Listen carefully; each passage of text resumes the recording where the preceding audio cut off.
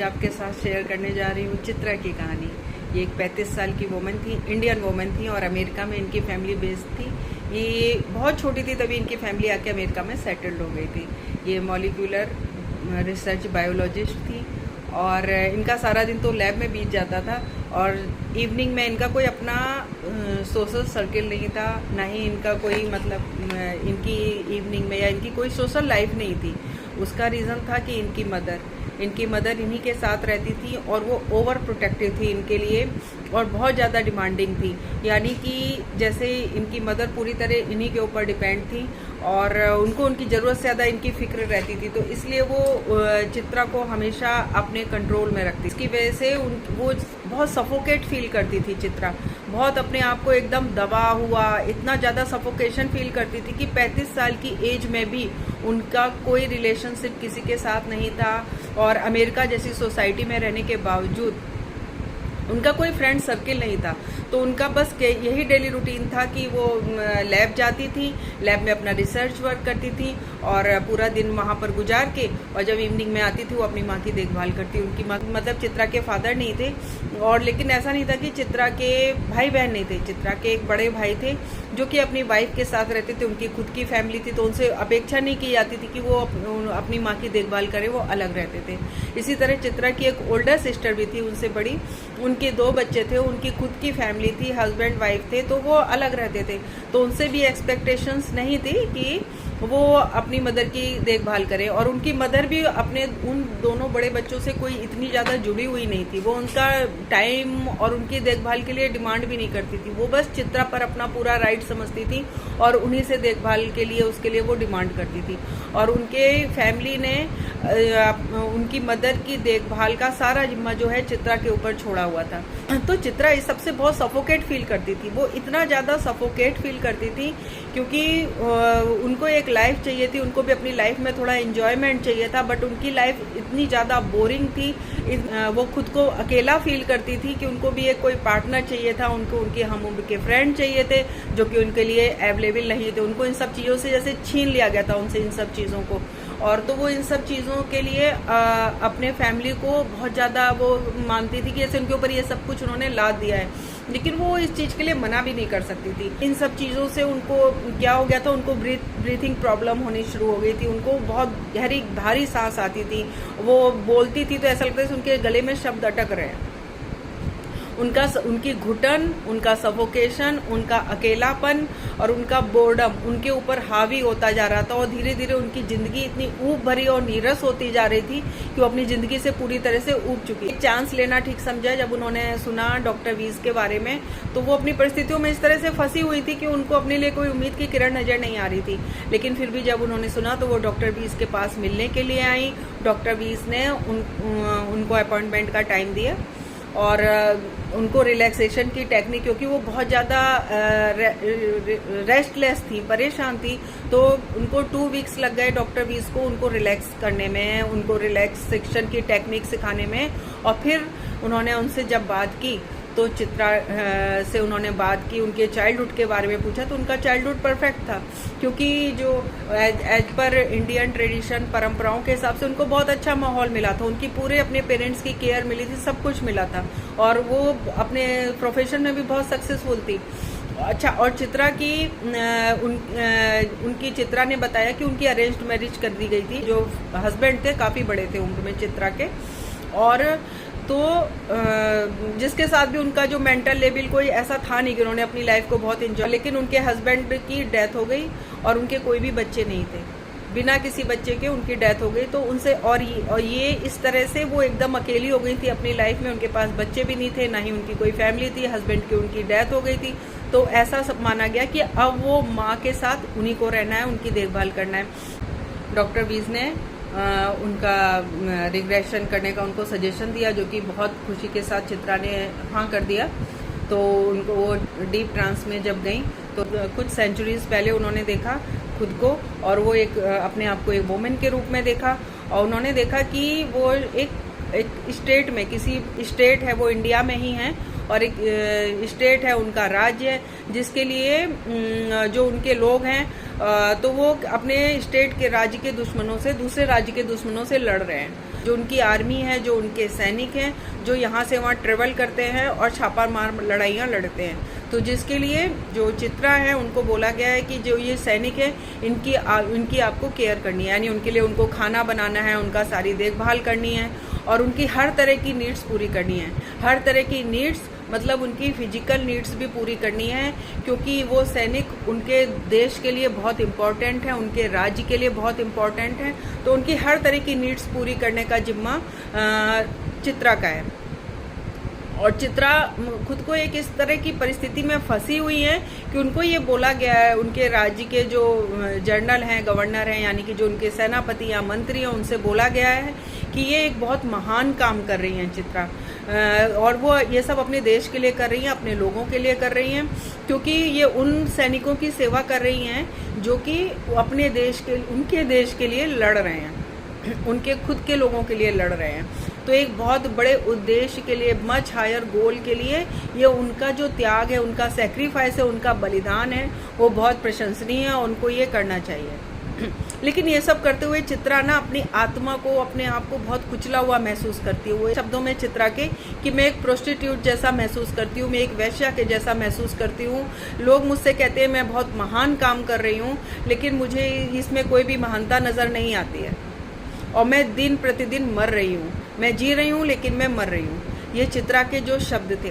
तो चित्रा इस तरह से उन्होंने वो लाइफ बहुत मतलब कम समय के लिए वो इस जीवन में रही, बहुत ही कम एज में एक वो प्रेग्नेंट हो गई और बहुत ही कम एज में बच्चे को जन्म देते हुए उनकी मृत्यु हो गई। अपने लाइफ रिव्यू में चित्रा ने कहा कि वो उनकी आत्मा एक सेकंड के लिए भी इस तरह की जगह पर नहीं रहना चाहती थी। जैसे कहते हैं ना, जब बॉडी से आत्मा निकलती है तो बॉडी को छोड़ती है तो थोड़ी देर तक वहाँ रुकती है, फिर वो वेट करती है सुनहरी रोशनी का, चमकीली रोशनी का या रुपहली रोशनी, तो उस रोशनी का वो इंतज़ार करती है। लेकिन जो उनकी आत्मा थी, उन्होंने देखा चित्रा ने खुद को कि उनकी आत्मा एक मिनट के लिए भी वहाँ, एक सेकंड भी वहाँ रुकना नहीं चाहती। उसने तुरंत वो जगह छोड़ दी, वो वहाँ से चली गई। उनको इतनी घुटन, इतना सफोकेशन उनको फील हो रहा था उस जन्म में।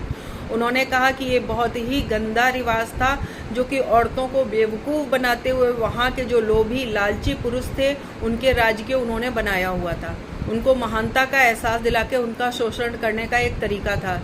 तो जन्म में अपने आप को बहुत फंसा हुआ और वैसा महसूस करती थी कि जैसे डूम्ड महसूस करती कि मैं हेल्पलेस हूँ, मैं मर रही हूँ, मैं दिन प्रतिदिन मर रही हूँ, लेकिन मुझे ज़िंदा रहना है और मैं क्यों ज़िंदा हूँ। तो इस तरह की मतलब इतनी घुटन भरी परिस्थिति थी कि इस रिग्रेशन के एंड में जो चित्रा थी उनको ब्रीथलेसनेस हो गई, उनको सांस लेने में प्रॉब्लम होने लगी, उनकी सांस फूलने लगी, वो बुरी तरह से खांसने लगी, जिसकी वजह से तुरंत जो है डॉक्टर वीज उनको अब प्रेजेंट सिचुएशन में वर्तमान अपने जो हिप्नोटिज्म से सम्मोहन से बाहर लेकर डॉक्टर वीज ने चित्रा को सेकेंड रिग्रेशन के लिए ट्रांस में भेजा। अपने सेकेंड रिग्रेशन में चित्रा ने देखा कि वो उन्होंने खुद को फिर से एक वोमेन के रूप में देखा, एक औरत के रूप में देखा और बहुत काफ़ी सेंचुरीज पीछे देखा। और जैसे कि बलि चढ़ाने में किसी की बलि देते हुए जो कपड़े पहनाए जाते हैं उस तरह के उन्होंने कपड़े लपेटे हुए हैं अपने ऊपर, उस तरह से उनके ऊपर पहनाए गए हैं उनको।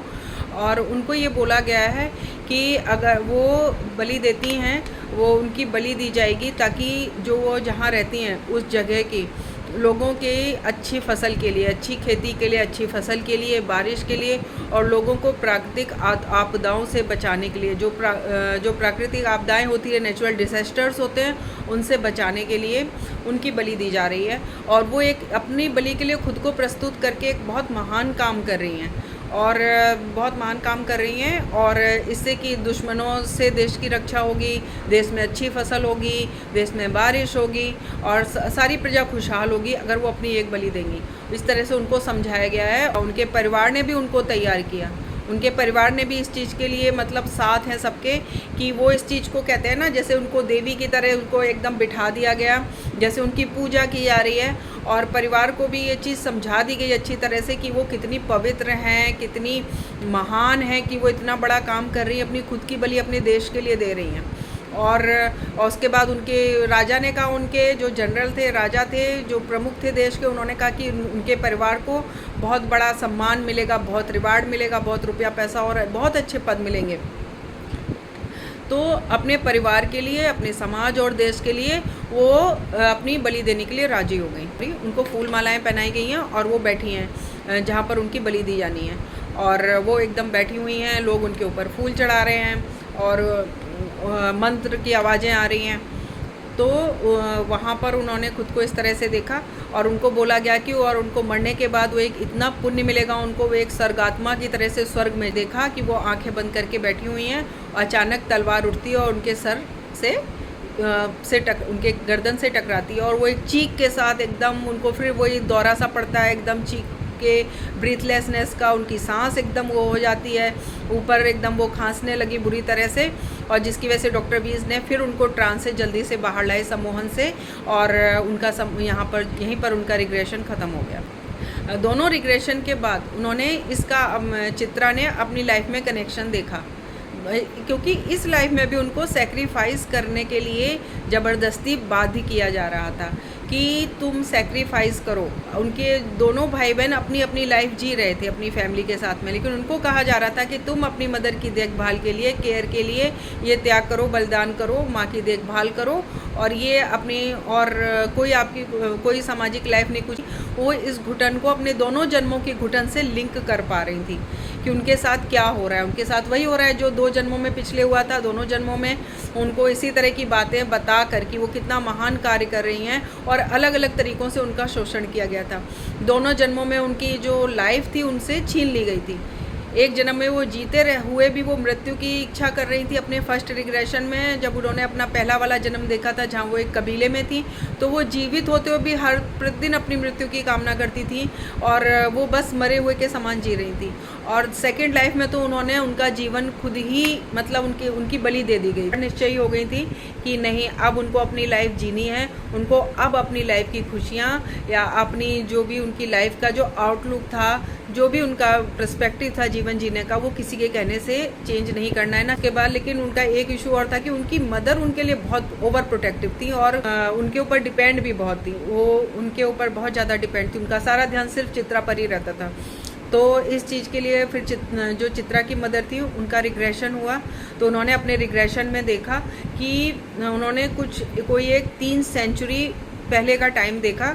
उसमें उन्होंने देखा चित्रा को उन्होंने अपने हस्बैंड के रूप में देखा। उन्होंने देखा कि चित्रा जो हैं को एक पुरुष के रूप में देखा जो कि उनके पति हैं और वो उनसे बेहद प्यार करती हैं। मतलब इतना ज़्यादा प्यार करती हैं कि वो सारी दुनिया में उनका सोर्स है, मतलब उनके जीने का सोर्स है, उनके जीने का सहारा है, उनके प्यार का सहारा है। मतलब एकदम बहुत ज़्यादा प्रेम करती हैं अपने पति से। और जो वो बहुत ही कम एज में ही उनके पति को स्नेक ने काट लिया, सांप ने काट लिया। वो कहीं गए हुए थे तो उनको सांप ने काट लिया, जिससे उनकी डेथ हो गई। इस डेथ के बाद वो उस लॉस से उबर नहीं पाई और उबर नहीं पाई और बहुत ही दुख में बहुत ही ज़्यादा दुख में उन्होंने कहा वो अपना जीवन समाप्त कर लेंगी। तो यहीं पर वो अपने उससे सेशन से बाहर आ गई। वो एकदम उनका जो वो था हिप्नोटिज्म था, वो सम्मोहन से वो बाहर आई तो आ गई वो इसी के साथ में, इतने ही दुख के भावों के साथ में। इससे ज़्यादा वो कुछ देख नहीं पाई। तो उसके बाद उनको रियलाइज हुआ कि वो मतलब जो वो चित्रा के लिए इतना ओवर प्रोटेक्टिव क्यों है, वो क्यों उसको इतना बांध के रखना चाहती हैं, वो क्यों उसे एक भी पल अकेला नहीं छोड़ना चाहती हैं। वो बर्दाश्त नहीं कर सकती हैं कि चित्रा कहीं बाहर जाए, अपने काम के अलावा आए जाए या कुछ करे। तो क्योंकि वो जो उनको खोया था अपने पति के रूप में, चित्रा को, उस सोल को जो खोया था उसको वो दोबारा, उनको ये डर था कि वो उसे खो ना दें। इस चीज़ को उन्होंने रियलाइज किया। लेकिन अब जो परिस्थितियाँ थी, इस जन्म में परिस्थितियाँ बहुत ज़्यादा बदली हुई थी। तो उसके बाद जब चित्रा ने जो अपनी मदर की इस भावनाओं को समझा, तो उन्होंने पता चला कि उनकी माँ उनके साथ ऐसा व्यवहार क्यों करती थी। उनको लगता था जैसे उनकी माँ उनको ज़बरदस्ती दबा के उनका शोषण कर रही है, उनको छोड़ नहीं रही हैं और अब यूज कर रही हैं उनका। लेकिन ऐसा नहीं था। उनकी माँ का भी एक अपना इशू था, उनका अपना प्रॉब्लम था, उनका भावनात्मक जुड़ाव था उस सोल के साथ में, जो कि उन्होंने चित्रा को पहले अपने पति के रूप में 300 साल पहले खो दिया था।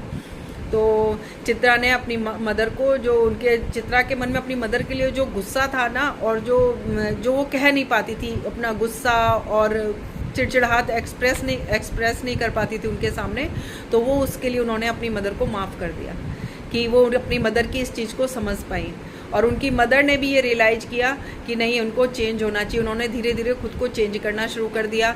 उन्होंने अपने आप को, चित्रा को छोड़कर अपने दूसरों बच्चों से भी जुड़ना शुरू किया। उनके जो 2 बच्चे थे उनके साथ भी टाइम पास करना शुरू किया, उनके साथ जाके रहना शुरू किया, उन पर भी ध्यान देना, उनके साथ वक्त गुजारना शुरू किया। उन्होंने एकदम चित्रा के का जो और उनको ये भी परमिशन दी थी कि नहीं, तुम जाओ, अपना सोशल सर्किल बनाओ, अपना फ्रेंड सर्किल बनाओ, घूमो फिरो, जहाँ जो मन आया है करो, जो कि वो उन पर इतनी बंदिशें लगा के रखती थी। क्योंकि चित्रा को और उसकी माँ को, दोनों को एक दूसरे की जो पीड़ा थी ना, वो समझ में आ चुकी थी। बहुत ही गहरा रिश्ता था उनका और बहुत ही दर्द भरा रिश्ता था। तो इस तरह से जो ये 3 लाइफ रिग्रेशन हुए, 2 चित्रा के और एक उनकी मदर के। तो इससे उनके जो है प्रॉब्लम की, चित्रा की जो प्रॉब्लम थी, इसकी बहुत बड़ी प्रॉब्लम का समाधान हो गया था और चित्रा बहुत खुश थी। उनका जो लाइफ को जीने का, देखने का तरीका था ना, वो एकदम बदल चुका था। अब वो खुशी से भरी, चुस्त फुर्त स्फूर्त जीवन जी रही थी अपना। और उसके लिए वो डॉक्टर वीस का बहुत बहुत आभार मानती थी कि उन्होंने ना उनके लाइफ को एक नई दिशा दे दी। वो अपनी पसंद नापसंद को अपनी फैमिली के ऊपर जाहिर करने लगी थी। उनको सही है गलत है वो बोलने लग गई थी। तो इससे उनको खुद को बहुत खुला रिलीफ महसूस होता था। और उनको जो दम घुटने की बीमारी थी, सांस उखड़ने की बीमारी थी, उनकी बिल्कुल ठीक। डॉक्टर वीस के शब्दों में, चित्रा ने अपनी लाइफ को पिछली दोनों पास्ट लाइफ को, प्रेजेंट लाइफ को अच्छी तरह से कनेक्ट कर लिया था। और वो ये बात समझ गई थी कि एक बैलेंस होना चाहिए, एक कंपैशन में, प्यार में और एम्पैथी में, सहानुभूति में, हमदर्दी में, प्यार में एक बैलेंस होना चाहिए।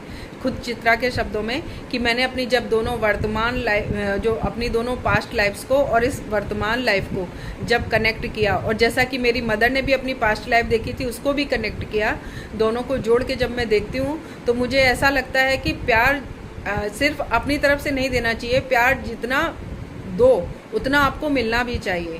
अगर आपको नहीं मिलता है तो आप अपने आप को बहुत ज़्यादा थका हुआ, एग्जॉस्ट या बहुत ज़्यादा शोषित महसूस करते हैं कि आपका इस्तेमाल हो रहा है, आपका यूज़ हो रहा है, अगर आपको नहीं मिलता है तो प्यार है, कंपैशन है, जितना दिया जाए उतना ही रिसीव होना चाहिए। और उन्होंने कहा अब मेरी किसी भी लाइफ में, वो पूरी तरह डिटर्मिन्ड थी कि इस लाइफ में और कभी भी, उन्होंने इस चीज़ की मैं प्रैक्टिस करूँगी और कि कभी भी मैं अपनी किसी भी लाइफ गोल को सेक्रीफाइस नहीं करूँगी। मैं अपनी खुशियों को, अपने जीवन के उद्देश्य को और अपने प्रिंसिपल्स को किसी के पर कहने पर किसी भी तरीके से कभी भी सेक्रीफाइस नहीं करूँगी। मेरी लाइफ में अब कभी सेक्रीफाइस तो होगा ही नहीं। और चाहे वो कल्चरल वैल्यूज़ के लिए हो, चाहे वो समाज के लिए हो या परिवार के लिए हो, मैं अपने कर्तव्यों का निर्वाह करूंगी, लेकिन उसके लिए मैं अपने कभी भी जीवन को त्याग नहीं दूंगी, जीवन का बलिदान नहीं करूंगी, जीवन की खुशियों का बलिदान नहीं करूंगी। इसके लिए वो पूरी तरह से डिटर्मिन्ड थी। अपनी लाइफ को पूरी तरह से जीना है, भले ही लोग मुझे रेबेलियस कहें या मुझे किसी भी नाम से पुकारें, मुझे फ़र्क नहीं पड़ता, क्योंकि मुझे अपने जीवन को अब आनंद से, रस से और एक उद्देश्यपूर्ण जीवन जीना है। तो फ्रेंड्स, एक बहुत ही प्यारी सी रोचक कहानी थी चित्रा के जीवन की। आगे इसी तरह की प्यारी और सच्ची कहानियों को, ये कहानी भी सच्ची थी, डॉक्टर वीस की book same soul many bodies से ली गई है। सच्ची कहानियों के लिए जुड़े रहिए, मेरे चैनल से सब्सक्राइब कीजिए, लाइक कीजिए और फिर मिलते हैं किसी अच्छी और सच्ची कहानी के साथ।